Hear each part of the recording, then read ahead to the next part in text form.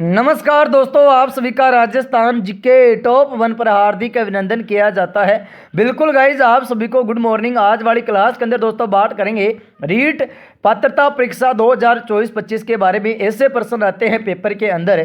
परीक्षा से पहले पूरा पेपर देख लो। बिल्कुल दोस्तों, अब अंतिम दिनों में आपको इन्हीं प्रश्नों का रिवाइज करना है। आज वाली क्लास के अंदर दोस्तों हिंदी की शिक्षण विधियों के बारे में बात करेंगे। एक ही क्लास में आपके दोस्तों हिंदी की शिक्षण विधियां वो कंप्लीट होने वाली है। अगर आपने नहीं पढ़ी है दोस्तों तो बिल्कुल अपनी तैयारी को जमाओ। आपके भी दोस्तों हिंदी शिक्षण विधियों में कितने प्रश्न सही हो रहे हैं और कितने दोस्तों गलत हो रहे हैं, तो फटाफट से आ जाओ। बिल्कुल दोस्तों, आपकी स्क्रीन पे प्रश्न नंबर 1 आ चुका है कि प्रमुख भाषाई कौशल के अंतर्गत इनमें से कौन नहीं आता। इनमें से कौन एक नहीं आता है दोस्तों, आपको कमेंट करके बताना है। ऑप्शन देखिए, हंसना, ऑप्शन बी लिखना, ऑप्शन सी सुनना, ऑप्शन डी बोलना। काफ़ी सरल प्रश्न है दोस्तों। बिल्कुल हिंदी शिक्षण विधियों के आपके ऐसे प्रश्न आपको देखने को मिल जाएंगे। तो बिल्कुल दोस्तों क्लास को अंतिम तक देखना है और अंतिम में दोस्तों कमेंट कर देना है आपके भी कितने सही हुए हैं, कितने दोस्तों गलत हुए हैं। तो प्रमुख भाषाई कौशल के अंतर्गत इनमें से कौन एक नहीं आता, तो बिल्कुल सर जी हंसना है। ये हंसना दोस्तों भाषाई कौशलगत के अंतर्गत नहीं आता है। प्रश्न नंबर 1 का ए ऑप्शन लॉक कर दिया जाए तो बिल्कुल दोस्तों जो भाषाई कौशल के अंतर्गत हंसना नहीं आता है। प्रश्न नंबर 1 का ए देने वालों का बिल्कुल गाइज आपका 1 नंबर पक्का है। उसके बाद देखिए प्रश्न नंबर 2 क्या कह रहा है कि शिक्षण विधियों में ज्ञानेंद्रियों की शिक्षा पर विशेष बल देने वाली पद्धति कौन सी है। ऑप्शन देखिए स्वाध्याय विधि, ऑप्शन बी मॉन्टेसरी पद्धति, ऑप्शन सी किंडरगार्टन पद्धति, ऑप्शन डी देखिए डाल्टन पद्धति। शिक्षण विधियों में ज्ञानेंद्रियों की शिक्षा पर विशेष बल देने वाली पद्धति कौन सी है दोस्तों। मेरी बात सुनिए, जो आपकी ना ज्ञानेंद्रियों की शिक्षा पर विशेष बल देने वाली पद्धति रहेगी वो रहेगी आपकी दोस्तों मॉन्टेसरी पद्धति। और दोस्तों जो मॉन्टेसरी पद्धति है ना, इसके अंदर क्या होता है, इसके अंदर एक बाल केंद्रित दृष्टिकोण है। इस पद्धति में बच्चों को स्वायत्तता, चुनौती, रचनात्मक और महारत हासिल करने के लिए प्रोत्साहित किया जाता है। कौन सी, जो आपकी मॉन्टेसरी पद्धति के अंदर है ना। बिल्कुल दोस्तों नोट कर लेना भाई। तो बाल विकास सिद्धांतों पर आधारित एक सीखने का तरीका है दोस्तों, ये भी बात को नोट कर लेना। ओके, मॉन्टेसरी पद्धति है ना ये। प्रश्न नंबर 2 का बी ऑप्शन आपका सही जवाब है। उसके बाद देखिए प्रश्न नंबर 3, तो प्राचीन काल में पाठ्य पुस्तक के लिए किस शब्द का जो है प्रचलन था। ऑप्शन देखिए वेद, ऑप्शन बी पुराण, ऑप्शन सी उपनिषद, ऑप्शन डी ग्रंथ। तो प्राचीन काल में पाठ्य पुस्तक के लिए किस शब्द का प्रचलन था सर जी, ग्रंथ आपका सही जवाब है। प्रश्न नंबर 3 का डी ऑप्शन लॉक कर दिया जाए। जो प्राचीन काल में ना पाठ्य पुस्तक के लिए किस शब्द का प्रचलन था, तो ग्रंथ आपका राइट है। प्रश्न नंबर 3 का डी देने वालों का 1 नंबर दोस्तों आपका पक्का है। आ जाओ भाई, आपकी स्क्रीन पे आ चुका है प्रश्न नंबर 4। कक्षा में बालक के जो पिछड़ेपन का क्या कारण हो सकता है। ऑप्शन देखिए बालक का मेधावी होना, ऑप्शन बी बालक का सर जी नटखट होना, ऑप्शन सी देखिए बालक में ही हीन भावना होना, ऑप्शन डी बालक के प्रारंभ के कार्य। तो कक्षा में बालक के पिछड़ेपन का कारण क्या हो सकता है सर जी। प्रश्न नंबर 4 का ऑप्शन नंबर सी बालक में हीन भावना होना ही कक्षा में बालक के पिछड़ेपन का कारण है। प्रश्न नंबर 4 का सी देने वालों के बिल्कुल गाइज आपका 1 नंबर पक्का है। अपने बिल्कुल दोस्तों प्रश्नों की काउंटिंग जरूर करते रहना। हिंदी के शिक्षण विधियों में से आपके कितने प्रश्न सही हो रहे हैं और कितने दोस्तों आपके गलत हो रहे हैं। उसके बाद देखिए प्रश्न नंबर 5 काव्य शिक्षण का उद्देश्य है। ऑप्शन देखिए संगीत कला में निपुण बनाना, ऑप्शन बी देखिए रसानुभूति एवं आनंद अनुभूति कराना, ऑप्शन सी भाषा में प्रयुक्त होने वाले विराम चिन्हों से परिचित करना, ऑप्शन डी देखिए व्याकरणिक नियमों की जानकारी देना। काव्य शिक्षण का उद्देश्य क्या होगा, तो काव्य शिक्षण का जो उद्देश्य होगा सर जी वो होगा रसानुभूति एवं आनंद अनुभूति कराना। प्रश्न नंबर 5 का ऑप्शन नंबर बी लॉक कर दिया जाए। तो काव्य शिक्षण का उद्देश्य क्या है, रसानुभूति एवं और आनंद अनुभूति कराना ही आपका राइट आंसर है। प्रश्न नंबर 5 का बी देने वालों के बिल्कुल गाइज आपका 1 नंबर पक्का है। अपने प्रश्नों की दोस्तों काउंटिंग जरूर करते रहना, आपके भी कितने सही हो रहे हैं, कितने गाइज गलत हो रहे हैं। प्रश्न नंबर 5 का B option is the right answer. B देने वालों के बिल्कुल गाइज आपका 1 नंबर पक्का है। आ जाओ, आपकी स्क्रीन पे आ चुका है प्रश्न नंबर 6 अच्छे मूल्यांकन की विशेषता है। ऑप्शन देखिए वेदता, विश्वसनीयता, वस्तुनिष्ठता, व्यापकता, ऑप्शन बी देखिए पुण्य मूल्यांकन, परीक्षक का दृष्टिकोण, पूर्वाग्रह एवं व्यक्तिपरकता, ऑप्शन सी देखिए विभेदीकरण और जीवनोपयोगी, लाभपरक एवं सिद्धांत परक, ऑप्शन डी देखिए रोचक, भावपूर्ण एवं सुचितापूर्ण। तो अच्छे मूल्यांकन की विशेषता कौन सी होगी दोस्तों, आपको कमेंट करके बताना है। तो वैधता, विश्वसनीयता, वस्तुनिष्ठता, व्यापकता, ये क्या सर जी अच्छे मूल्यांकन की विशेषता है। प्रश्न को स्टार लगा लेना, फिर मत कहना कार्तिक सर जी नहीं बताया। दोस्तों ऐसे के ऐसे प्रश्न आपको देखने को मिल जाएंगे। तो अच्छे मूल्यांकन की विशेषता कौन सी होगी, वैधता और विश्वसनीयता और वस्तुनिष्ठता और व्यापकता आपकी बिल्कुल सही है, अच्छे मूल्यांकन की विशेषता है। उसके बाद देखिए प्रश्न नंबर 7 है, त्रिभाषा सूत्र में जो प्राथमिक स्तर पर किस भाषा के शिक्षण को प्राथमिकता दी जाती है। ऑप्शन देखिए अंग्रेजी, option B Sanskrit, option C मातृभाषा, ऑप्शन डी देखिए विदेशी। त्रिभाषा सूत्र में प्राथमिक स्तर पर किस भाषा के शिक्षण को प्राथमिकता दी जाती है। तो प्रश्न नंबर 7 का सी ऑप्शन सर जी मातृभाषा को प्राथमिकता दी जाती है। 7 नंबर प्रश्न का C4 क्यूट सर को लॉक कर देना भाई, C4 बिल्कुल दोस्तों, C4 क्यूट सर को लॉक कर देना। नेक्स्ट देखिए प्रश्न नंबर 8, हिंदी भाषा के प्रति रुचि उत्पन्न करना ये उद्देश्य है। ऑप्शन ए देखिए प्राथमिक स्तर के छात्रों के लिए, ऑप्शन बी जूनियर स्तर के छात्रों के लिए, ऑप्शन सी माध्यमिक स्तर के छात्रों के लिए, ऑप्शन डी इनमें से कोई नहीं। हिंदी भाषा के प्रति रुचि उत्पन्न करना ये उद्देश्य क्या है सर जी, इसका उद्देश्य होगा प्राथमिक स्तर के छात्रों के लिए। तो हिंदी भाषा के प्रति रुचि उत्पन्न करने का क्या उद्देश्य है कि प्राथमिक स्तर के छात्रों के लिए। दोस्तों प्रश्न नंबर 8 का ए ऑप्शन लॉक कर दिया जाए। उसके बाद देखिए प्रश्न नंबर 9, फटाफट से आ जाओ। शिक्षण में प्रयोजना विधि महत्वपूर्ण है क्योंकि ये विद्यार्थियों को कार्य करना होता है। ऑप्शन बी देखिए शिक्षक स्वतंत्र होता है, ऑप्शन सी करके सीखना स्थायी होता है, ऑप्शन डी ये विद्यार्थियों के लिए आनंददायक होता है। शिक्षण में प्रयोजना विधि महत्वपूर्ण है क्योंकि, बताओ दोस्तों शिक्षण में प्रयोजना विधि क्यों महत्वपूर्ण है, क्योंकि दोस्तों ये क्या है करके सीखना स्थायी होता है। प्रश्न नंबर 9 का सी ऑप्शन लॉक कर दिया जाए। शिक्षण में प्रयोजना विधि महत्वपूर्ण होती है क्योंकि ये करके सीखना क्या होता है सर जी स्थायी होता है। प्रश्न नंबर 9 का C4 क्यूट सर को लॉक कर देना। उसके बाद देखिए दोस्तों प्रश्न नंबर 10 से फटाफट से आ जाओ। व्याकरण शिक्षण की कौन सी विधि प्रयोग में सहयोग प्रणाली पर आधारित है। ऑप्शन देखिए पाठ्य पुस्तक विधि, ऑप्शन बी भाषा सरंग विधि, ऑप्शन सी इनमें से कोई नहीं, ऑप्शन डी आगमन विधि। आपको कमेंट करके बताना है कि व्याकरण शिक्षण की कौन सी विधि प्रयोग व सहयोग प्रणाली पर आधारित है। व्याकरण है ना, ये व्याकरण शिक्षण की कौन सी विधि प्रयोग व सहयोग प्रणाली पर आधारित है। तो प्रश्न नंबर 10 का ऑप्शन नंबर डी लॉक कर दीजिए दोस्तों, आगमन। अरे दोस्तों आगमन विधि आपका सही जवाब है। प्रश्न नंबर 10 का डी देने वालों का बिल्कुल गाइज आपका 1 नंबर पक्का है। ओके दोस्तों, कि रख हौसला वो मंजर भी आएगा, प्यासे के पास चलकर समंदर भी आएगा, थक करना बेटे मंजिल के मुसाफिर, मंजिल भी मिलेगी और दोस्तों मिलने का मज़ा भी आएगा। अपने अपने प्रश्नों की दोस्तों काउंटिंग जरूर करते रहना, आपके भी कितने सही हो रहे हैं कितने गाइज गलत हो रहे हैं, ताकि दोस्तों मुझे भी पता चल जाए आपका रीट पात्रता के अंदर सिलेक्शन होगा या नहीं होगा। जिसके भी 30 में से 25% सही हो जाते हैं बिल्कुल दोस्तों उनका जो रीट प्री भी पास है और मेंस भी पास है। क्योंकि दोस्तों आज वाली क्लास के अंदर बहुत ही ज़्यादा इंपॉर्टेंट प्रश्न है जो आज वाली क्लास दे गया बिल्कुल दोस्तों उसका रीट पात्रता पेपर के अंदर जो भाषा से आपके प्रश्न आएंगे, हिंदी भाषा की जो शिक्षण विधि आएंगी, गारंटी के साथ कह रहा हूँ एक प्रश्न भी आपका गलत नहीं होगा। ठीक है, तो प्रश्न नंबर 11 का क्या होगा, सर्वे साधन के रूप है, ऑप्शन बी दृश्य साधन के रूप है, ऑप्शन सी खेल गतिविधियों के लिए दृश्य रूप है, ऑप्शन डी सर्वे दृश्य साधन के रूप। आजकल विद्यालय में प्रयुक्त प्रोजेक्टर की व्यवस्था सम्राट कक्षा शिक्षण में सहायक है। तो प्रश्न नंबर 11 का डी सर्वे, अरे सर्वे दृश्य साधन के रूप में दोस्तों आपकी सहायक है। प्रश्न नंबर 11 का डी देने वालों का बिल्कुल गाइज आपका 1 नंबर भाई पक्का है।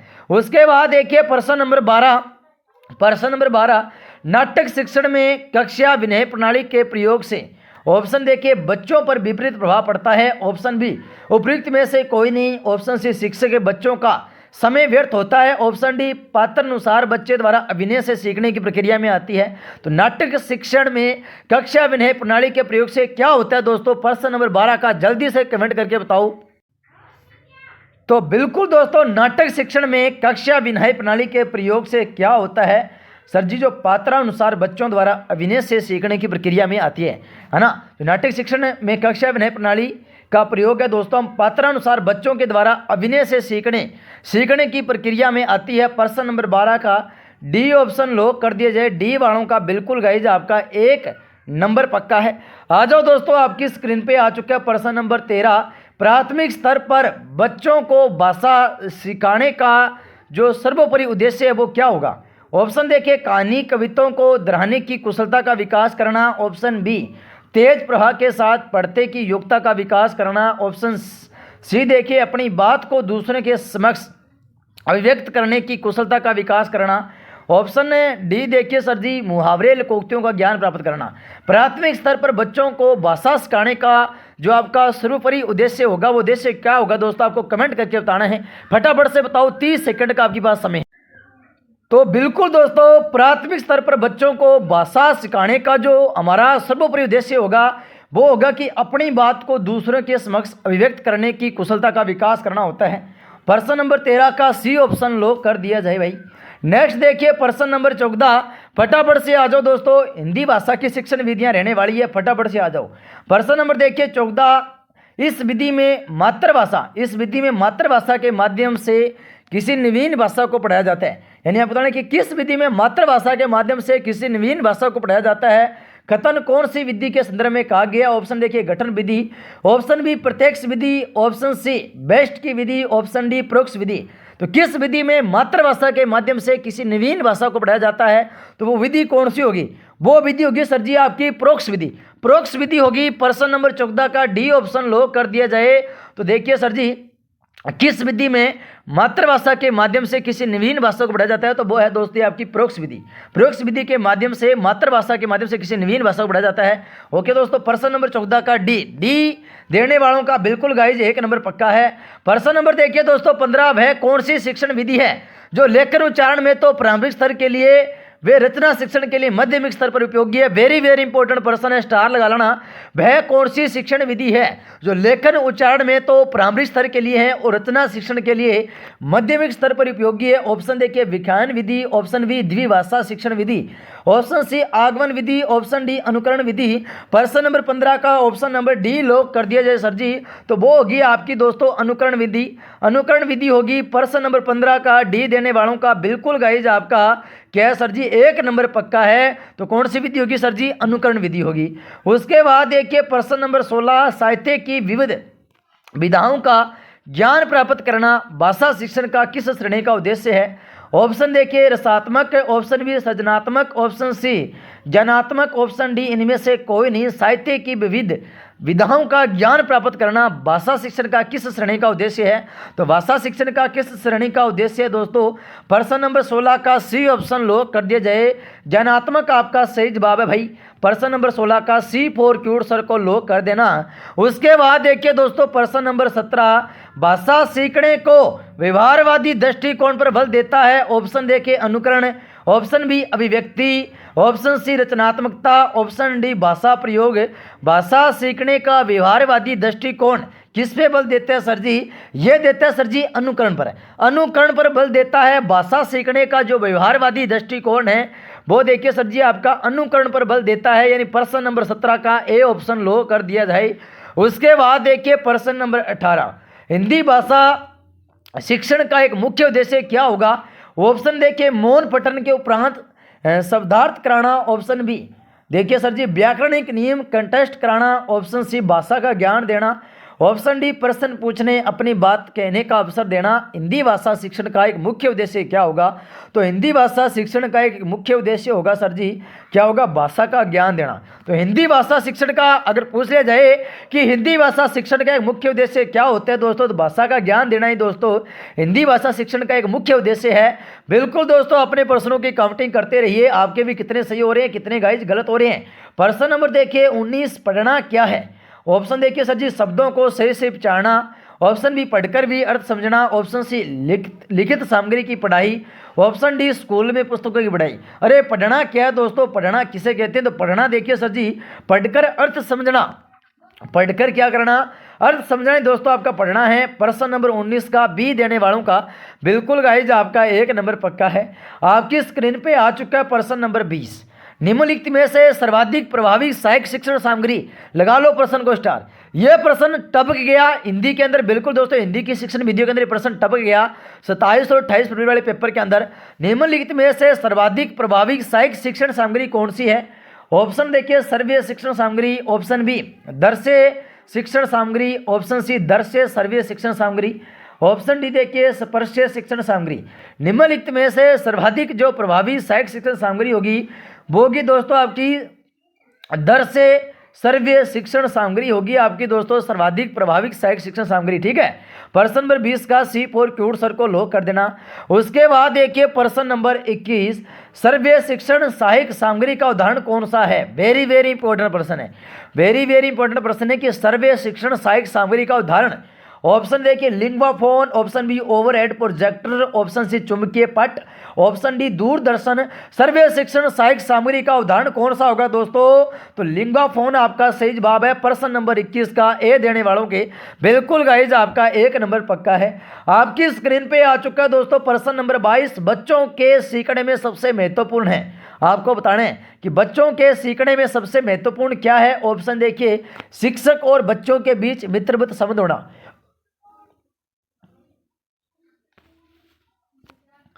ऑप्शन बी शिक्षक की संवेदनशीलता, ऑप्शन सी शिक्षक का सौम्य स्वभाव, ऑप्शन डी शिक्षक की विद्वता। बच्चों को बिल्कुल दोस्तों कमेंट करके बताना है कि बच्चे के सीखने में सबसे महत्वपूर्ण बिंदु कौन सा होगा दोस्तों। प्रश्न नंबर 22 का जल्दी से कमेंट करके बताओ। तो दोस्तों मैं बात करूं तो बच्चों के सीखने में सबसे जो महत्वपूर्ण है शिक्षक और बच्चों के बीच जो मित्रवत संबंध है ना, बच्चों के सीखने में सबसे महत्वपूर्ण है ना। बिल्कुल अगर शिक्षक और बच्चे के बीच मित्रवत संबंध होगा तो बच्चा जल्दी सीख पाएगा। प्रश्न नंबर 22 का ए ऑप्शन लॉक कर दिया जाए। उसके बाद देखिए प्रश्न नंबर 23, नाटक अथवा अभिनय उदाहरण है। वेरी वेरी इंपॉर्टेंट प्रश्न है भाई, ऐसा मान लो आपको हुबहू देखने को मिलेंगे सभी के सभी प्रश्न, इसलिए करवा रहा हूं दोस्तों। नाटक अथवा अभिनय उदाहरण है। ऑप्शन ए देखिए दृश्य सहायक सामग्री का, ऑप्शन बी सर्वे सहायक सामग्री का, ऑप्शन सी देखिए दृश्य सर्वे सहायक सामग्री का, ऑप्शन डी प्रेक्षित सहायक सामग्री का। नाटक अथवा जो अभिनय उदाहरण है ये दोस्तों आपका दृश्य सर्वे सहायक सामग्री का है। प्रश्न नंबर 23 का C4 क्यूड सर को लॉक कर देना। तो नाटक अथवा जो अभिनय उदाहरण किसका होगा, दृश्य सर्वे सहायक सामग्री का होगा।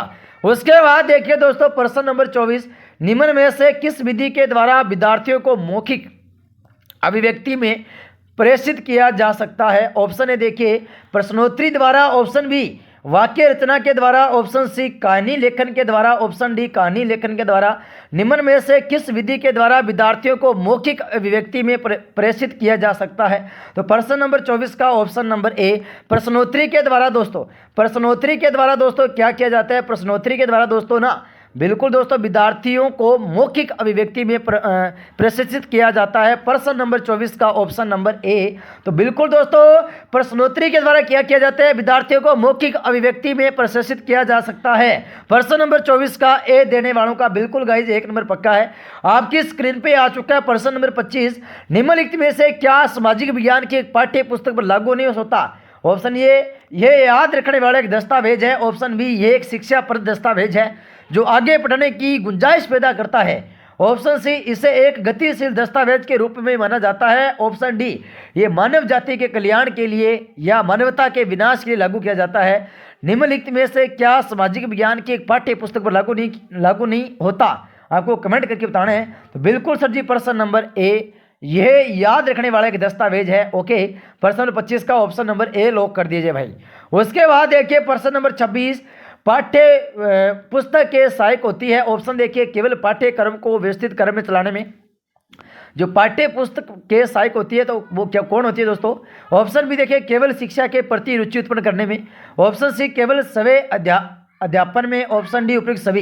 तो पाठ्य पुस्तक के सहायक होती है दोस्तों, पाठ्य पुस्तक सहायक होती है ये होती है सर जी आपकी बिल्कुल केवल पाठ्यक्रम को व्यवस्थित क्रम में चलाने में होती है, और केवल शिक्षा के प्रति रुचि उत्पन्न करने में भी होती है, और केवल जो सवे अध्यापन के अंदर भी होती है। यानी प्रश्न नंबर 26 का डी ऑप्शन लॉक कर दिया जाए। डी देने वालों का बिल्कुल गाइज आपका 1 नंबर पक्का है भाई। उसके बाद देखिए आपकी स्क्रीन पे आ चुका है प्रश्न नंबर 27। आ जाओ दोस्तों सभी राजस्थान जीके टॉप को सब्सक्राइब कर लेना। निम्नलिखित में से किस उद्देश्य के लिए प्राथमिक स्तर पर भाषा सर्वाधिक महत्वपूर्ण कारक है।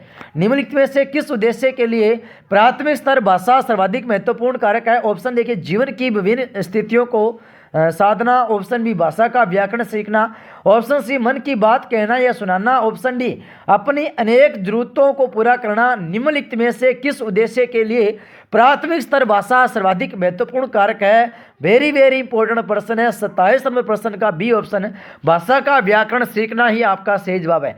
अगर दोस्तों जिनको भी इस क्लास की पीडीएफ चाहिए हमारे रीट व्हाट्सएप ग्रुप के अंदर जुड़ जाना। रीट व्हाट्सएप ग्रुप का जो लिंक है हमने वीडियो के डिस्क्रिप्शन में दिया है, वहां पे जाके जुड़ जाना। आपको संपूर्ण कोर्स दोस्तों रीड लेवल 1 और 2 का फ्री के अंदर दिया जाएगा। और बताओ उसके बाद देखिए प्रश्न नंबर 28, कहानी, कविता, गीतों और नाटकों के माध्यम से बच्चे, ऑप्शन देखिए, केवल अपनी तर्क शक्ति का विकास करते हैं सर। ऑप्शन बी अपनी सांस्कृतिक धरोहर से जुड़ते हैं। ऑप्शन सी केवल मनोरंजन प्राप्त करते हैं। ऑप्शन डी केवल मूल्यों का अर्जन करते हैं। कहानी, कविता, गीतों और नाटकों के माध्यम से बच्चे क्या होते हैं सर जी? ये ना सर जी अपनी सांस्कृतिक धरोहर से जुड़ते हैं, कहानी, कविता, गीतों और नाटकों से, है ना। प्रश्न नंबर 28 का बी ऑप्शन लॉक कर दिया जाए। उसके बाद देखिए दोस्तों आपकी स्क्रीन पे आ चुका है प्रश्न नंबर 29, कक्षा में समूह गतिविधियों के द्वारा छात्रों में निम्नलिखित में से कैसे विकसित किया जाता है? ऑप्शन देखिए नेतृत्व की भावना। ऑप्शन बी सहयोग। ऑप्शन सी अनुशासन। ऑप्शन डी उत्साह की भावना। कक्षा में समूह गतिविधियां द्वारा छात्रों में निम्नलिखित में से कैसे विकसित की जा सकती है?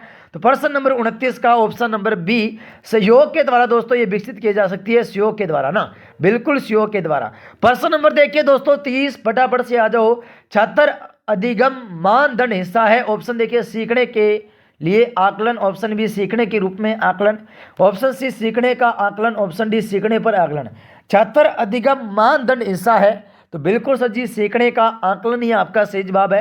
छात्र अधिगम मानदंड हिस्सा क्या होगा? सीखने का आकलन। प्रश्न नंबर 30 का सी और क्यूड सर को लॉक कर देना। बिल्कुल दोस्तों थोड़े से प्रश्न और बचे हैं ना, 4-5 प्रश्न और बचे हैं, आ जाओ जल्दी से कर लेते हैं। उसके बाद दोस्तों आपकी क्लास भी ऑफ होने वाली है। प्रश्न नंबर देखिए 31, निम्न में से कौन सी विद्यालय आधारित आकलन की मुख्य विशेषता है? ऑप्शन है देखिए योग्यता आधारित गतिविधि। ऑप्शन बी शिक्षक केंद्रित गतिविधि। ऑप्शन सी देखिए सामरिक आधारित गतिविधि। ऑप्शन डी प्रशिक्षण आधारित गतिविधि। निम्न में से कौन सी विद्यालय आधारित आकलन की मुख्य विशेषता है? प्रश्न नंबर 31 का ए ऑप्शन लॉक कर दिया जाए। तो विद्यालय आधारित आकलन की मुख्य विशेषता कौन सी होगी दोस्तों? योग्यता जो आधारित गतिविधि है, ये देखिए सर जी आपकी क्या है? विद्यालय आधारित आकलन की मुख्य विशेषता है। उसके बाद देखिए प्रश्न नंबर 32, फटाफट से आ जाओ दोस्तों। आकलन का उद्देश्य है। ऑप्शन देखिए छात्रों की उपलब्धियों का आकलन करना। ऑप्शन बी किसी चीज़ की गुणवत्ता के बारे में निर्णय लेना। ऑप्शन सी किसी एक विषय में छात्र का परीक्षण करना। ऑप्शन डी किसी छात्र को अंक प्रदान करना। आकलन का उद्देश्य क्या होगा? तो आकलन का उद्देश्य होगा सर जी किसी चीज़ की गुणवत्ता के बारे में निर्णय लेना। किसी चीज़ की गुणवत्ता के बारे में निर्णय लेना बिल्कुल दोस्तों आकलन का मुख्य उद्देश्य है। तो आकलन का उद्देश्य क्या होगा? किसी चीज़ की गुणवत्ता के बारे में निर्णय लेना ही आपका आकलन का उद्देश्य है। उसके बाद देखिए प्रश्न नंबर 33, निर्देश के अंत में उपलब्धि का आकलन करना। ऑप्शन है देखिए सीखने के लिए आकलन। ऑप्शन बी सीखने के रूप में आकलन। ऑप्शन सी सीखने का आकलन। ऑप्शन डी नैदानिक आकलन। निर्देश के अंत में उपलब्धि का आकलन करना क्या होता है दोस्तों? ये होता है सर जी सीखने का आकलन ही होता है। प्रश्न नंबर 33 का सी और क्यूड सर को लॉक कर दो भाई। उसके बाद देखिए आपकी स्क्रीन पे आ चुका है प्रश्न नंबर 34, अधिगम का अनुवीक्षक आकलन हिस्सा है। ऑप्शन देखिए सीखने का आकलन। ऑप्शन बी देखिए सारांशित आकलन। ऑप्शन डी नैदानिक आकलन। ऑप्शन डी रचनात्मक आकलन। आपको कमेंट करके बताना है। बहुत ही बढ़िया लेवल का प्रश्न आ चुका है। अधिगम का अनुवीक्षक आकलन हिस्सा है सीखने का आकलन। और दोस्तों सारांशित आकलन, नैदानिक आकलन, रचनात्मक आकलन, तो बिल्कुल सर जी अधिगम का अनुवीक्षक आकलन हिस्सा कौन सा होगा? तो दोस्तों आपका रचनात्मक आकलन ना, जो रचनात्मक आकलन का जो हिस्सा है वो आपका देखिए अधिगम का अनुवीक्षक हिस्सा है। बिल्कुल प्रश्न नंबर 34 का ऑप्शन नंबर डी लॉक कर दिया जाए। क्लास को दोस्तों लाइक एंड शेयर जरूर कर देना। जिसने भी राजस्थान जीके टॉप 1 को सब्सक्राइब नहीं किया दोस्तों सब्सक्राइब कर देना। और दोस्तों घंटी को दबा देना। रोजाना ही दोस्तों आपकी क्लास होती है दोस्तों कितने बजे? सुबह दोस्तों 7:15 पे क्लास होती है। रोजाना ही दोस्तों रोजाना हमारी क्लास के लिए जुड़ सकते हो अपनी तैयारी को जमाने के लिए। और दोस्तों एक क्लास होती है दोस्तों आपकी कब है? शाम दोस्तों 8:15 पे होती है। बिल्कुल दोस्तों फटाफट से क्लास को क्या कर देना भाई, बिल्कुल लाइक कर देना, जिसने भी सब्सक्राइब नहीं किया सब्सक्राइब भी कर देना। Thank you so much. जय हिंद जय भारत। और दोस्तों कमेंट कर देना आज वाली क्लास के अंदर आपके 34 में से किसके दोस्तों 25% सही हुए हैं, किसके दोस्तों गलत हुए हैं। जिसके भी 34 में से 25% सही हुए हैं तो बिल्कुल दोस्तों इनकी और तैयारी करने की कोई ज़रूरत नहीं है। क्या उनका 100% दोस्तों रीट पात्रता के अंदर सिलेक्शन पक्का है। और जिनके अभी लगभग 20-22% सही हुए हैं उनको दोस्तों थोड़ी सी और मेहनत करनी पड़ेगी। बिल्कुल थोड़ी सी मेहनत और कीजिए दोस्तों, ज़्यादा से ज़्यादा मॉडल पेपर निकालिए, आपका सिलेक्शन 100% होने वाला है। रोजाना जुड़ सकते हो हमारे साथ अपनी तैयारी को जमाने के लिए। Thank you so much. जय हिंद जय भारत।